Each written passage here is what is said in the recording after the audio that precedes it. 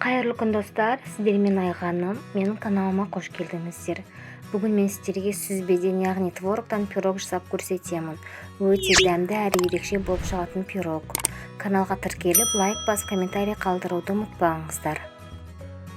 Алдымен пирогымыздың қамырын дайындаймыз. Ол үшін бізге сары май, қант, какао, жұмыртқа, ұн, қамыр қопсытқыш керек. Ыдысымызға қант пен какаоны салып жақсылап араластырып, үстіне қопсытқыш қосамыз. Біздің майымыз салқын болу керек. Енді електен ұнды өткіземіз. Осылай видеода көрсетілгенде ұнымызды қолмен осылай күтіп аламыз. Енді үстіне бір жұмыртқаны салып, жұмсақ қамыр илейміз. Міне біздің пирогымыздың қамыры дайын. Енді кішкене бөлігін кесіп аламыз. Кейін пирогтың бетіне керек болады. Мен пирогты бисквит пісіруге арналған кальцода дайындаймын. Астына осылай фольганы төсеп дайындап аламын. Қамырымызды формаға толықтай тегістеп шығамыз. Шеттеріне де мән береміз, өте жұқа болмаса өте қалың болмауы керек.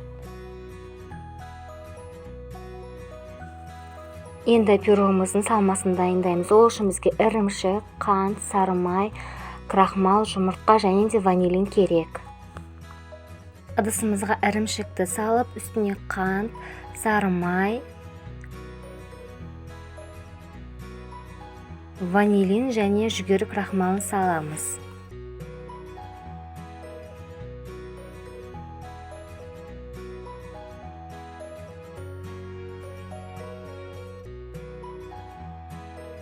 Енді осы массамызды миксермен жақсылап араластырып аламыз.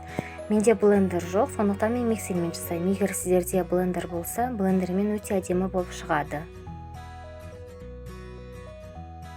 Жұмыртқаның бәрін бірден сала салмаймыз. Біртіндеп салып, жақсылап миксермен араластырып аламыз.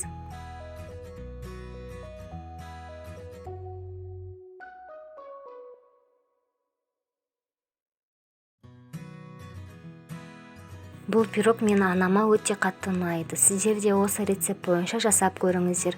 Сіздердің де аналарыңызға ұнайтынына сенімдімін.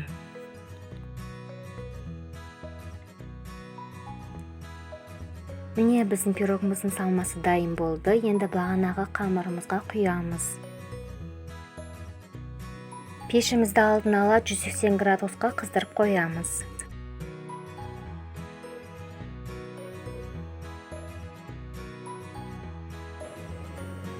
Бағана алып қалған қамырымызды енді пирогымыздың бетіне осылай видеода көрсетілгенде қойып шығамыз.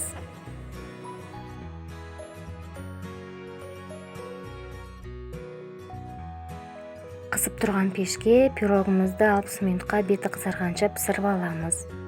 Пирогымыздың піскенін ағаш таяқшамен тексеріп аламыз.